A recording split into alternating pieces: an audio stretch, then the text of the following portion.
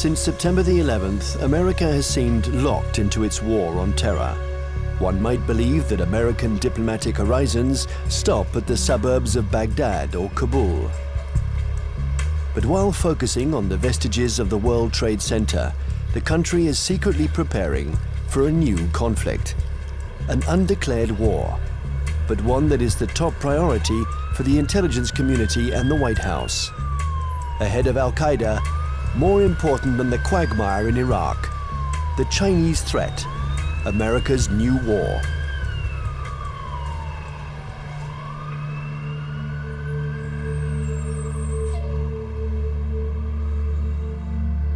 They have a term they call comprehensive national power, which is economic, political, military, all together, cultural. And they say this is the essence of China. This is the time for China to rise. Our time has come. This is the Tang Dynasty again. We are a great power. We are a world power. They are playing the old Sun Tzu game, winning the fight without firing a bullet, or that isn't what Sun Tzu said, but win the battle without losing men. That's the best way of winning. And I think they're very conscious of this, but they're willing to fight.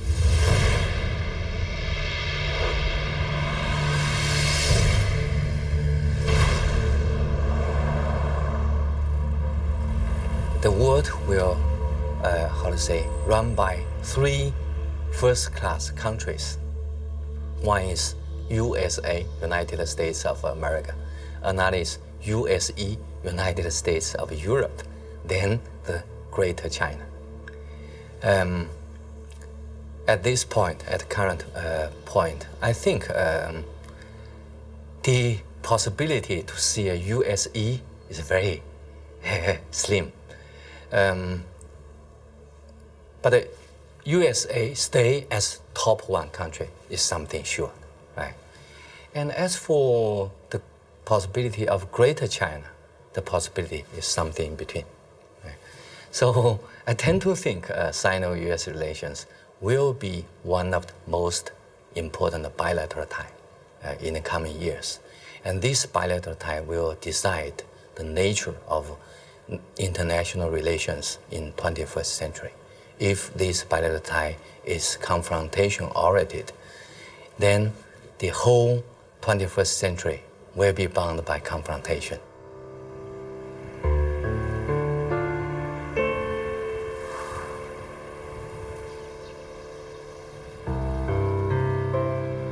Kinmen Island, the actual frontier between the two giants, and where the ultimate confrontation may take place. This little island belongs to Taiwan, but it is only 2 kilometers from the Chinese coast. From here, one can see the inaccessible banks of Fujian province, where hundreds of ballistic missiles point at Taipei.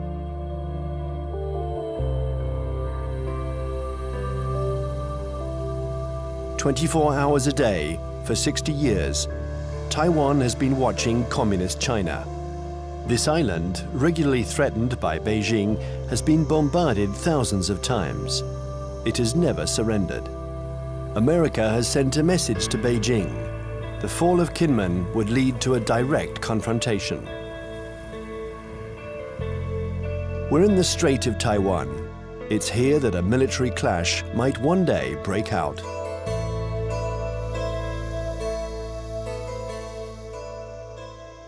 Taiwan is one of those emotional hot-button issues, the way Jerusalem is to Palestinians and Israelis, the way Kosovo was to the Albanians and Serbs. And for most mainland Chinese, Taiwan is rightfully a Chinese province. This was territory that they believe was stolen from China by Japan in the 1895 war, and that the United States prevented reunification during the early stages of the Cold War because of our opposition to communism.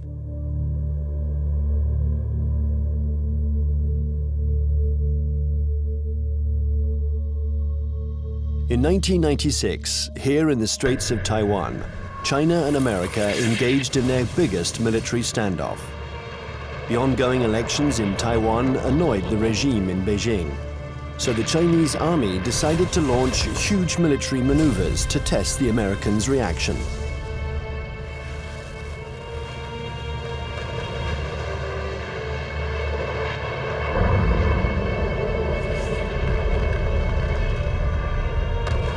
After several days of this Chinese show of force, Washington deployed 2 aircraft carriers.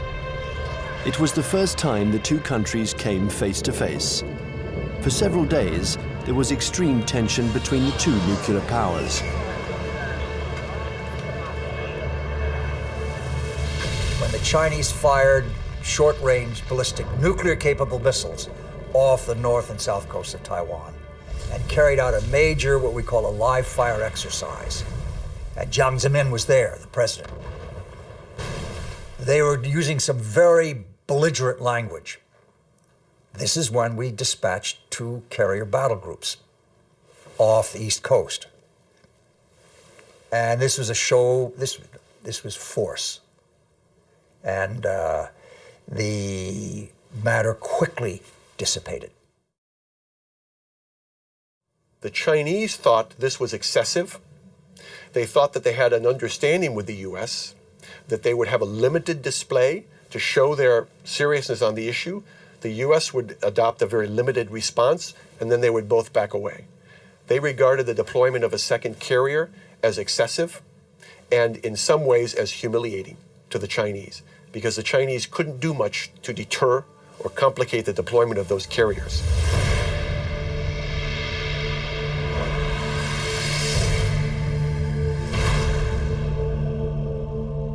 我知道美国真正的使用航 I 空 know 母舰 this 和 story 向 well, 世界上宣 and I 传 can 的 tell you 是 that the 两回 truth 事 is very 比如 different 说 from the 他们 American 就曾经 propaganda. 说 I was 在 there in 3月23号就大 1996. 选的那一天会把一 The 艘航空母 Americans 舰 had 放到高 promised to 雄 send 的 an 地方去 aircraft carrier to Taiwan for 就是 Election 来 Day 做 to 保护 protect 但 Taiwan. 是实际上来讲，它离 But 高雄 actually, 港 the 最 only 近的一 American 条 ship 军舰 near 叫邦三 Taiwan 号 was the 电子侦 electronic 察舰 spy 大概 ship 离 Bunker 高 Hill, 雄还有200 and it 海 was 里。 more than 200它的航母 nautical 编队 miles 呢， away. 在离开它这个 And 邦 the 克 first 三号呢， American 再过去 aircraft 400海里， carrier was 就大概 600离开 nautical 中国大 miles 陆 from 600 Taiwan. 海里的这种距 So 离。 the truth is that 可 the 以看出 Americans 美国 announced 实际 that they 上 were 即使 coming, 是航母过 but 来 they，kept 它 their 也刻意的 distance. 保持 They 跟 wanted 中 at all 国的 costs 军 to 事的 avoid 接 any 触， incident, and 不 they 希望 didn't 发 dare 生这种 approach our 冲突 army. 中国大陆也一样。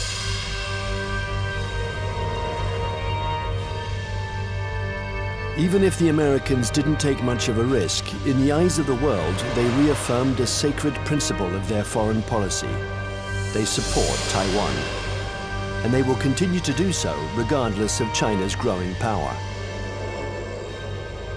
I think believes Taiwan is very important for a number of reasons, not to mention the fact that it's our 8th largest trading partner, our 6th largest market for agricultural goods. It's one of America's most important sources of high-tech semiconductor products. Even though they're imported to the United States via China, they're made in Taiwan. But that, of course, isn't the only thing. The real reason I think America has a commitment to Taiwan is because Taiwan is a democracy. It is, in fact, the most vibrant and dynamic democracy in East Asia.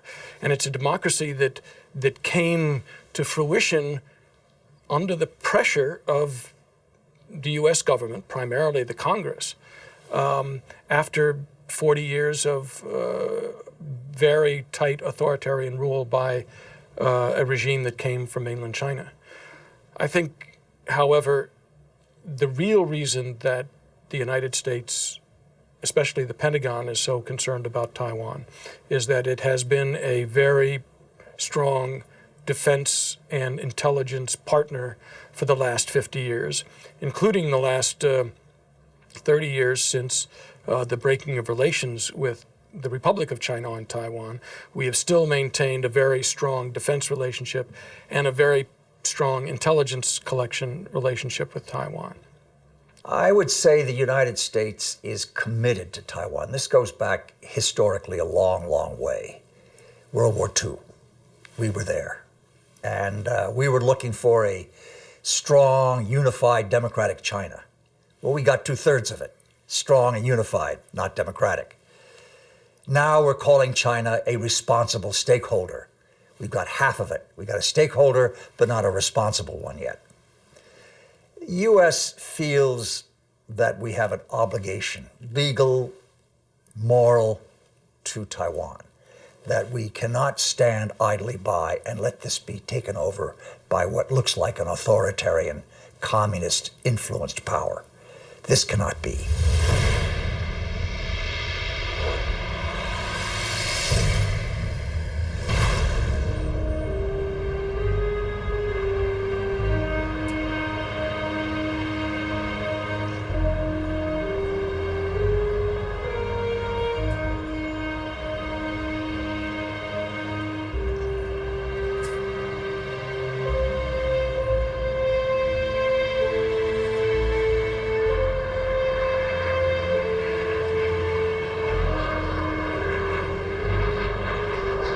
Taiwan, an island of 23 million inhabitants, 250 kilometers from the Chinese coast, is today the most explosive strategic issue between China and the United States. Taipei, the capital, flaunts its economic success.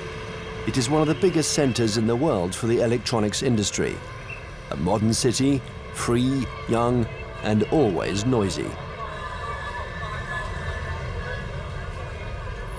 In 1895, Taiwan was invaded by Japan.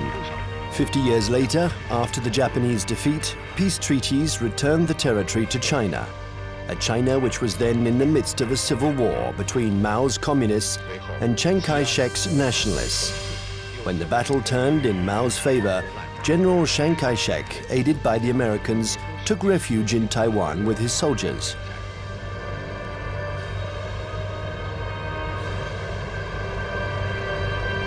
Since then, two Chinese governments have coexisted. In Beijing, the communist regime that controls the entire mainland. And in Taipei, the nationalist regime, having become little by little a democracy, calling itself the Republic of China, which rules only Taiwan.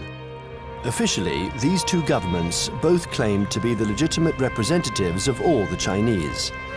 Taiwan is not recognized as a state by the UN. Only 20 small countries maintain diplomatic relations with the island, a fragile independence, while Beijing still considers Taiwan as the 23rd province of the People's Republic, a rebel province that the regime intends to reunite with the motherland. I would say two major motivations. There are many others, but two major ones. The first one is national pride, unification of China. They are committed to this. This is a strong emotional drive in China. And you don't downplay it. It's real. It's powerful. The second is strategic. They know through history, if Taiwan is in unfriendly hands, that China is very badly affected. If you turn the globe around, and if you were the Navy commander of the Chinese armed forces, then you will see the only way to protect my coastline is to extend our defense and power projection capability far away from our territory. Why I need to do that? Because the economic center, financial center, education center, production center of today's China is all on the coastline. So the Navy's mission is to make sure that nobody touched this so I can continue to grow. To go out, you have a big stone right there. You can go other places, but there is a stopper, a stone blocking your way, and that's Taiwan. Now, Taiwan depends on the outcome of elections that could change its executive power and stock market risks that can endanger its economy. Beijing, nevertheless, has understood that whatever the mood on the island, especially when it is favorable to political reconciliation, the strategy must never change. Imperturbable, the communist regime continues. On one hand, to offer Taiwan favorable business privileges on the mainland. On the other hand, it regularly reiterates its military threats. If the Taiwanese are too insistent about their desire for independence, they're going to have to fight for it. Whatever Taiwan's political tendencies, Beijing's position doesn't change one iota.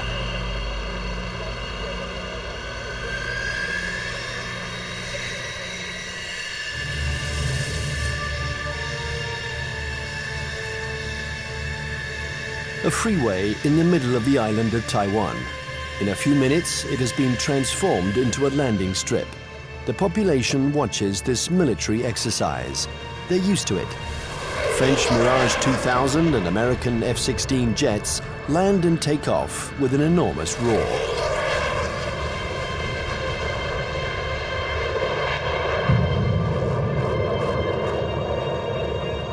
Faced with the uncertainty of American support, Taiwan organizes its own defense. Everyone knows that the airports will be the first target. Strategists on both sides of the strait affirm that the war will first begin with an air battle.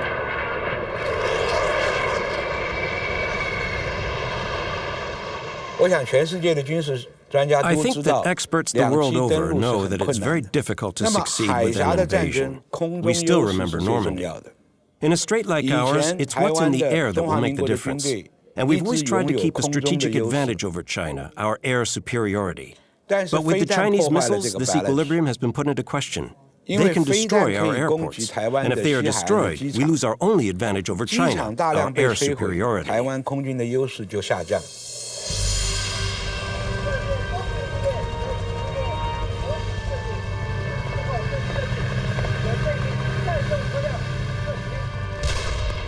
Taiwan's military power is concentrated in its air force, but also in special ground forces.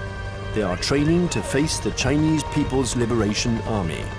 In the event of a conflict, they expect elite Chinese troops to parachute onto the island to attack strategic targets. Every Taiwanese people here knows that when the war comes, Taiwan is going to take the first bullet. We are going to take the first bullet, and probably we're going to take the bullets continue for about 2 weeks until a month, until that the United States coming. And there's no way that U.S. will come here to fight a difficult fight. If they really want to get involved, it's better for them that to wait when the Taiwanese people, we are wearing down the Chinese elite troops and give them the huge number of the sacrifice. And then the U.S. can come in and clean out the battlefield and win an easy fight. Everybody in Taiwan knows that.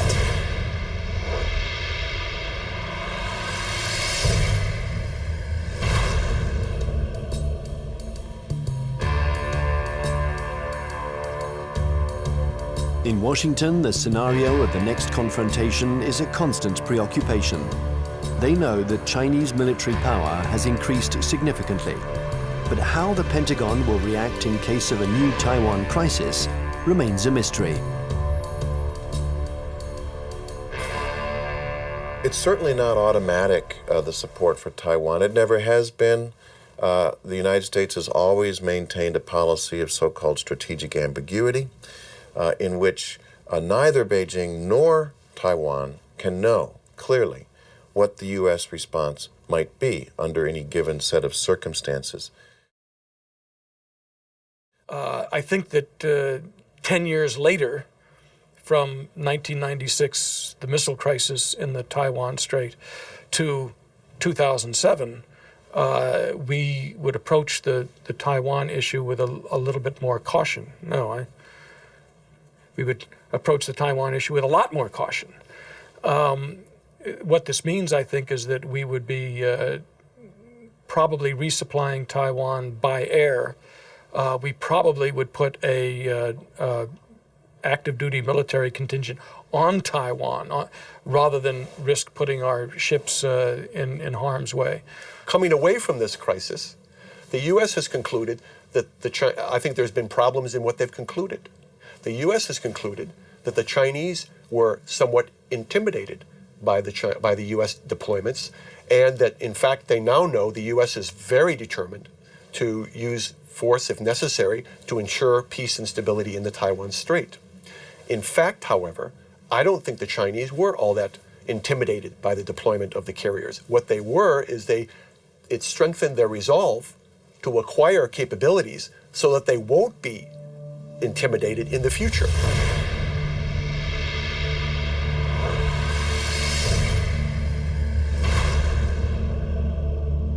Since the 1996 confrontation between China and the United States around the Taiwan issue, I think China's military modernization speed up. And people saw some achievements, right? Now China owns J-10. That's the typical third generation fighter. And that made China is the third country that can independently produce the third generation firefighter. I think that's a strong signal to the US side, what achievement on military modernization on PLA side. If China's own terminal objective is trying to so-called unify Taiwan by using force to take over, I think their military capability is good enough. But I don't see that, because they're increasing their military budget over the last decade, almost every year, 2-digit, and their budget is not transparent. Some observers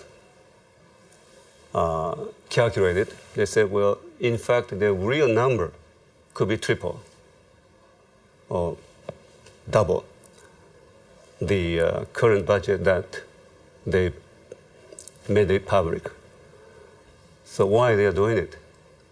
They even, for instance now, they even try to show off they have the capability to destroy the satellite circling around in space.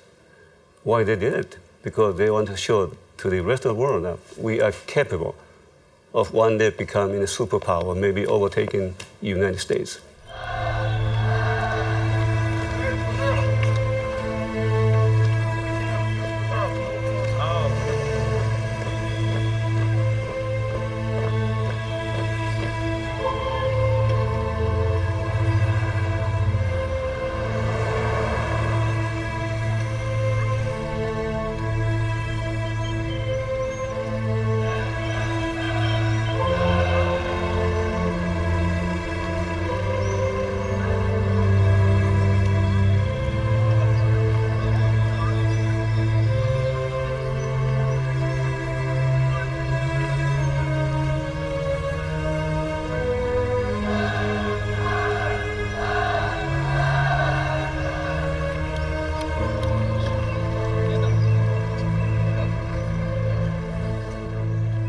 Frankly speaking, the status quo balance of power is still strongly in favor of the United States. But the situation of balance of power is under change. And I think time is on China's side.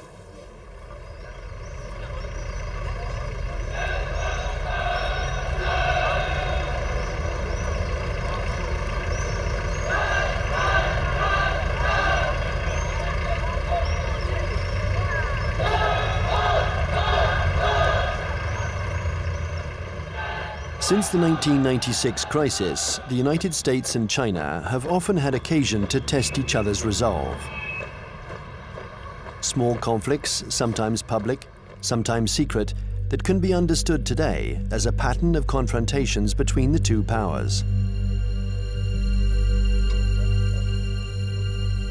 On May 7th, 1999, in the midst of the Kosovo War, NATO bombed the Chinese embassy in Belgrade. 3 Chinese people were killed. NATO claimed it was a military error. CIA had apparently furnished the wrong maps. In answer to this provocation, the Chinese organized mass demonstrations in front of American embassies.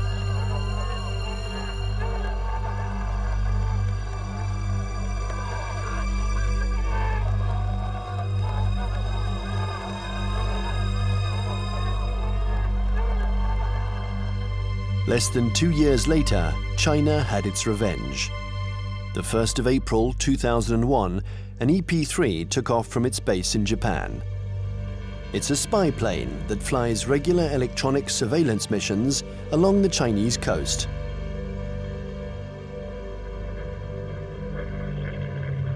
After 6 hours of flight, while still in international airspace, the American airplane was intercepted by 3 Chinese jets. This had been going on for some months. The Chinese planes came within a few meters of the American plane, a little game that the pilots were used to. One of the Chinese pilots was Wang Wei, and the crew of the EP-3 knew him well. He had already shown through his past interceptions of U.S. aircraft that he was willing to take some very serious risks in coming very, very close to U.S. aircraft. They knew him well. Smart Alec, hot dog we call him. He's in the thing and screw you, and Sam, he comes up like this. Well, he comes a little bit too close. And the Chinese, again, the propaganda apparatus turns on, and they say, our plane deliberately turned, hit his plane, and it crashed. Your fault. And we said to China, that defies the laws of physics. The U.S. government had already expressed its concern over this to the Chinese government. I think in this instance, he miscalculated, and he allowed his aircraft to get too close, and it struck the U.S. aircraft, and it damaged his aircraft in a way that forced him to crash.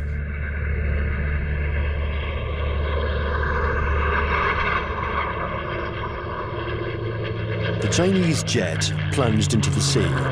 Its pilot was declared missing. The EP-3 was seriously damaged. It was forced to make an emergency landing, but the closest airstrip was a Chinese military airbase. The airplane succeeded in landing there, but it was now in Hainan, and the crew was immediately taken prisoner.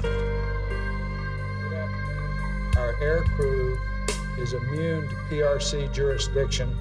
For the next 10 days, China and the US would perform a diplomatic ballet, each accusing the other of responsibility for the accident.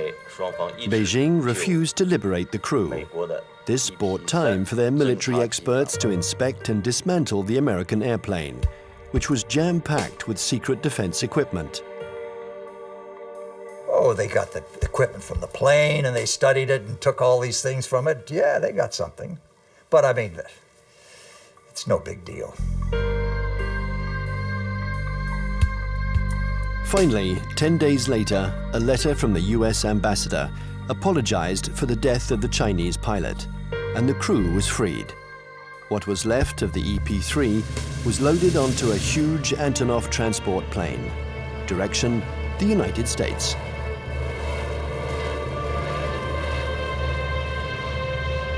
The People's Liberation Army did the same thing after each small battle. They analyzed all American techniques and strategies. It was almost an obsession with Beijing. Chinese military development was entirely oriented towards a confrontation with the US. In 1996, China understood that aircraft carriers were the main threat, so they tried to develop arms to counter them. There are several things that the Chinese have done over the last several years that play to this capability. One of them is they have developed a larger number of more sophisticated submarines, diesel submarines. And contrary to what a lot of people think, many diesel submarines are quieter than many nuclear submarines. They're very hard to detect. The Chinese have built a significant number of new types of diesel submarines. They've also developed a significant number of new varieties of surface warships. Both of these sets of capabilities have application to the Taiwan situation. And the Chinese have deployed the submarines in some instances to areas well beyond Taiwan. They've deployed them around Guam, which is now becoming an area of increased U.S. military presence in the Pacific. They've shown by doing this that they have the capability to deploy submarines into far deep water areas. And obviously, this becomes a potential concern to any carrier battle group commander who wants to bring a carrier up close to Taiwan. We saw last October 26th, our carrier battle group, the Kitty Hawk, was in the waters in the vicinity of Okinawa. And all of a sudden, there emerged, right in the middle of the carrier battle group, a very modern Chinese submarine. that nobody had seen, nobody had heard. It came up within a few miles of the Kitty Hawk itself. And we know that this submarine is equipped with very advanced torpedoes, and that if it wanted to, it could have sunk our carrier. The Chinese know we are dependent on two things militarily in Asia. Number one, satellites. Number two, aircraft carriers. They have demonstrated to us they can take out each one. Will they ever do that? I doubt it. This is what you might call psychological warfare.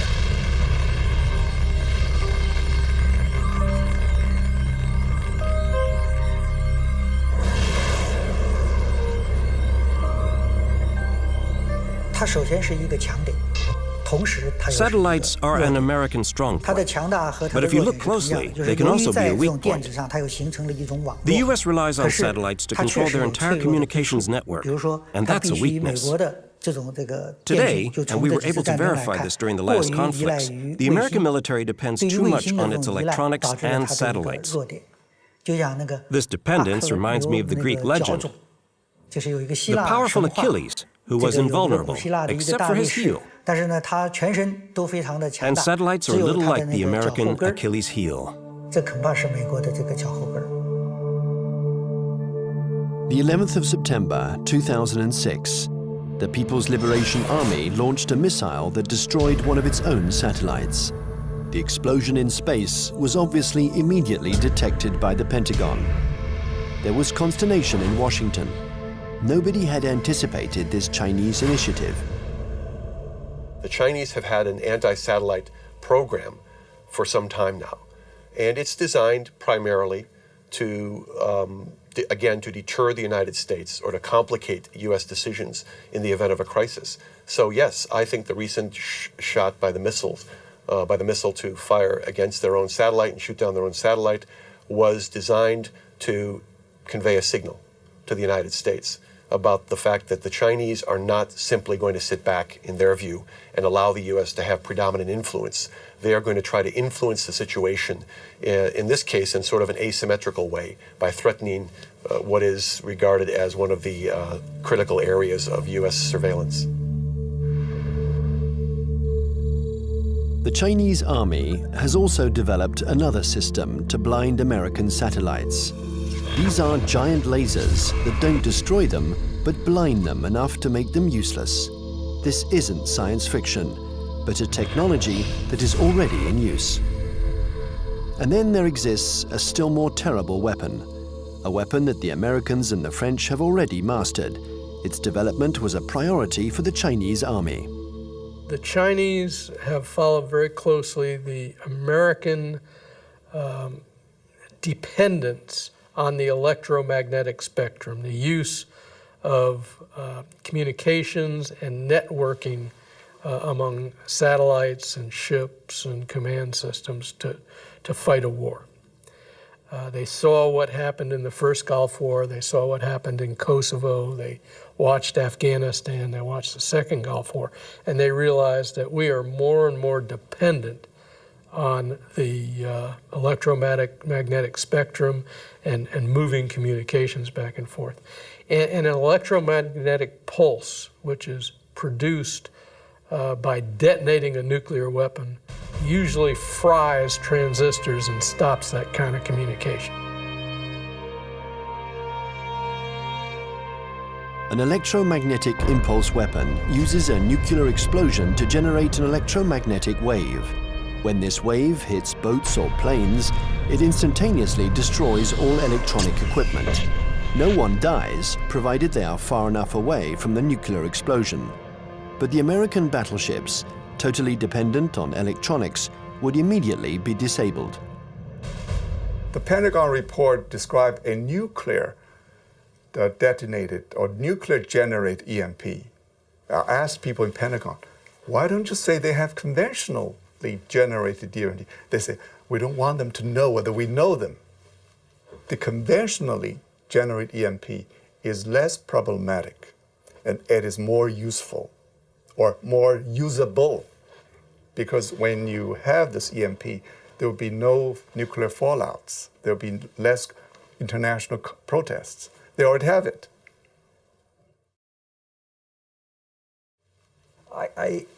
Yes, it is like shooting down the satellite, getting the submarine under the aircraft carrier, EP-3 incident off Hainan. It is, look, we mean business. You pay attention to what we're doing.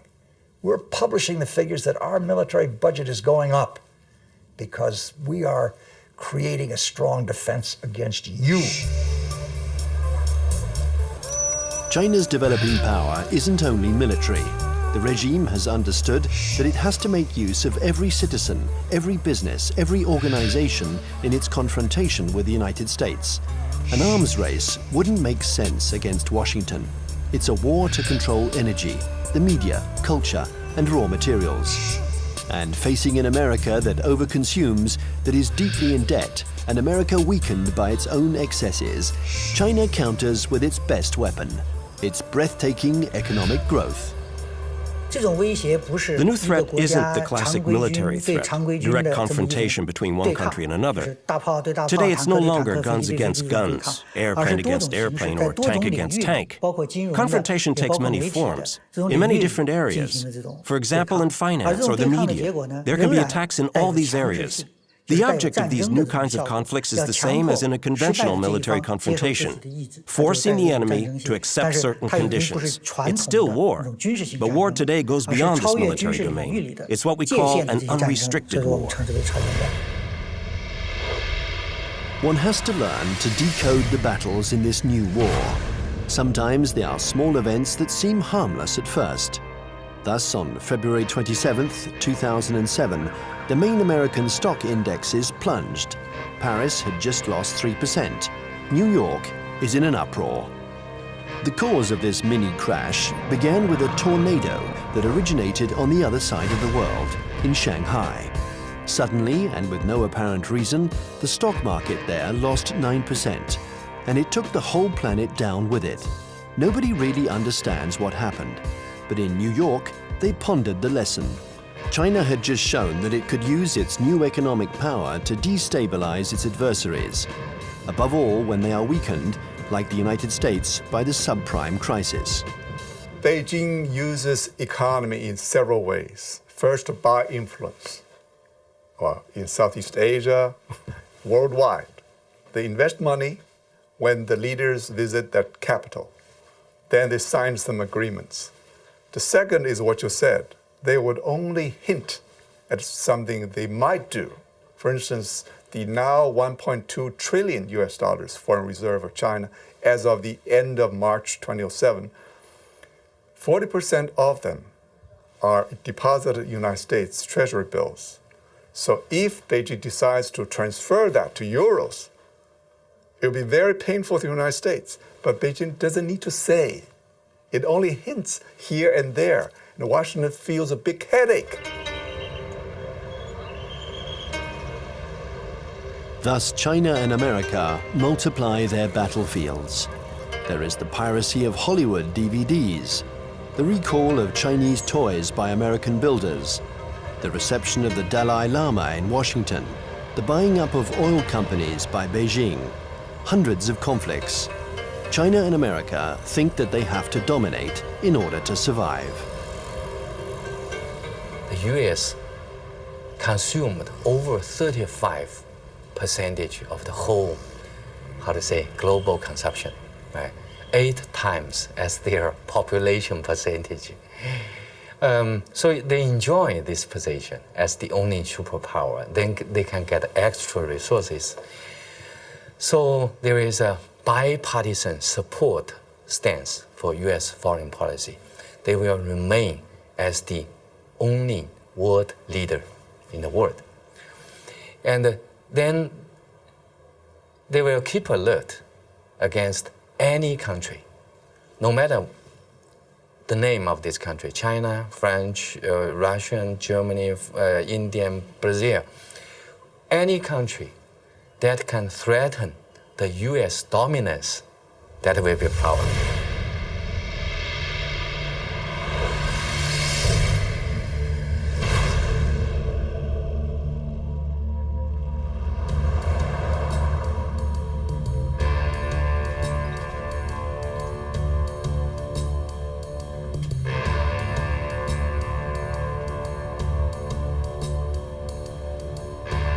In Washington, China has become the major preoccupation of every administration. China is a competitor in the realms of economics, media, and technology. World hegemony is no longer measured by the number of nuclear warheads.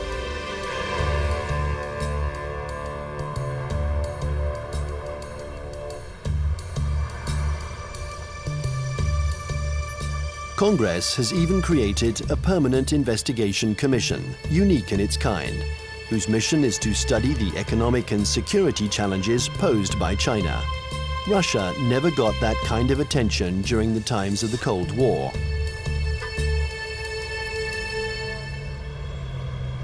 There is a global plan from China. They have two. One was started in March 1986, called the 863 program, and one in March 1997 called the 973 program.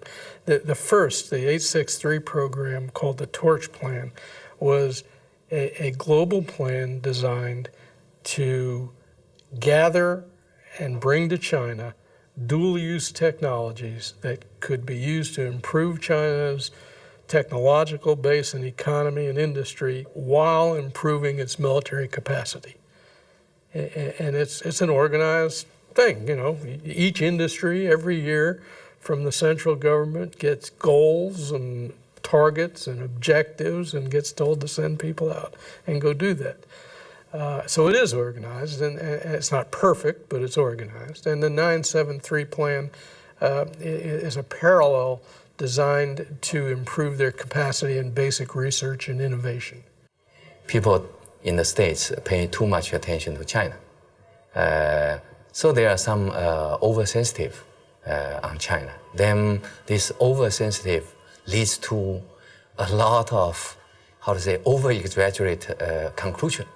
So that's no good to find the real fact. I think the real fact is that the economic power of China is still far ahead of, far lack of United States, not to mention military power.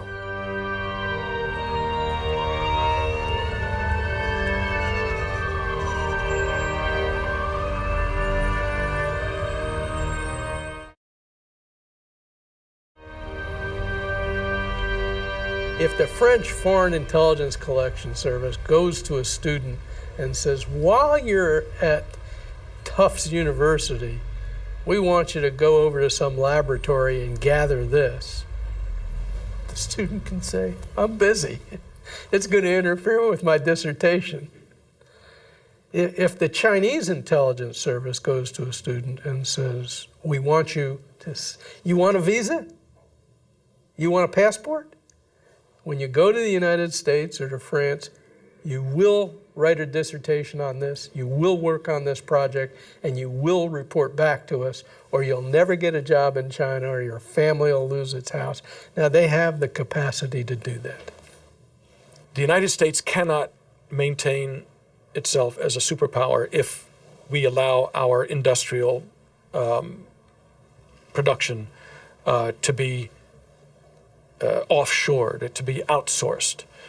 And that's what's happening now. We're finding very large amounts of our basic core industries. And I don't mean just like steel. Steel is one of them, copper, basic, resources. But things like semiconductors. And when we find that our semiconductor industry has gone from 12, state-of-the-art wafer fabs to 3, because more and more are being built in Taiwan and Japan and, well, not in Japan, in South Korea.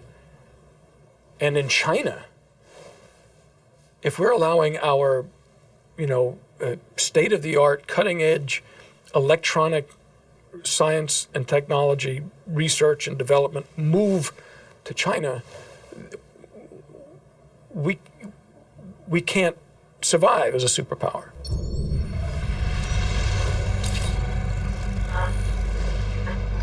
This technological war culminates in cyberspace.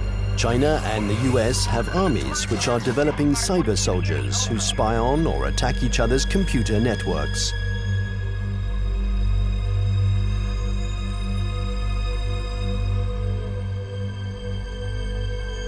In March 2006, the US State Department decided to buy 16,000 computers from Lenovo, the Chinese company that had just bought out IBM. Some of these computers were meant for networks that circulate secret defense data. Larry Wurtzel and his commission intervened to stop the delivery.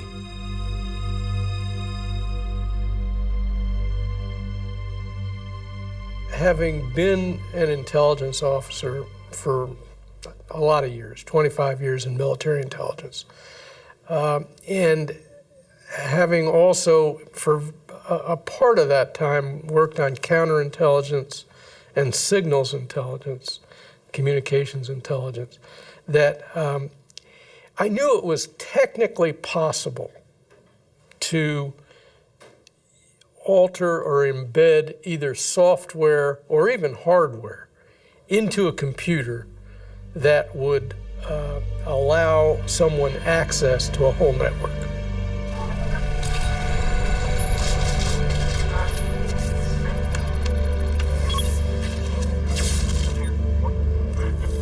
The entire Bureau of Export Controls of the Department of Commerce was attacked and shut down by, turns out, hackers from China. The State Department itself lost a bureau and all its computers by hackers from China. The National Defense University of the United States had its computer systems shut down, and the Naval War College had its computer system shut down. Other computer systems, government computer systems, have been attacked. And I think General Cartwright, the commander of the U.S. Strategic Command, has recently testified in front of Congress about this. So I knew these things were going on. There's more going on that we learn about on the Commission because we do have access to classified information. I can only say that in many cases, the United States knows these attacks are coming from China and knows that they're coming even from specific organizations in China. But I can't go into the details on who. The war on the internet is as old as the internet itself. And one can't say that this was a Chinese invention. In America, the CIA and NASA employ 25,000 people to work on the internet. They have the largest internet surveillance and listening centers. So it's true, war exists on the internet. The war has begun without a single missile being fired, without the world noticing. The war has begun in all of these new technologies. Many civil technologies also have military applications. This is especially true of the entire electronics industry and the internet.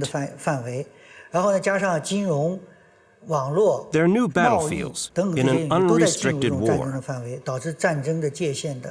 The media, finance, business, all these are included.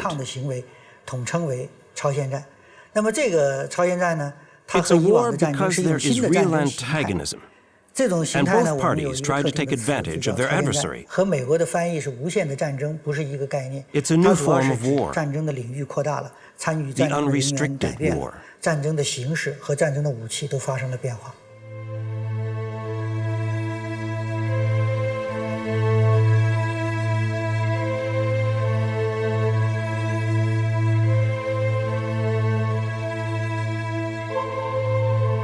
This unrestricted war has already begun. Almost everywhere in the world, there is a fight for oil, for water, for resources that are dwindling in the eyes of the West because of China's development. America uses its military might to assure its power and guarantee its vital supplies.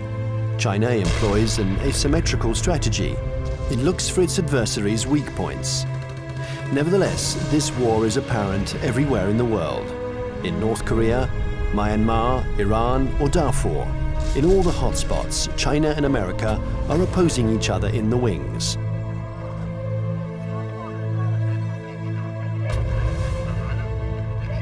Remember the words of Deng Xiaoping: there cannot be two tigers on the same hill.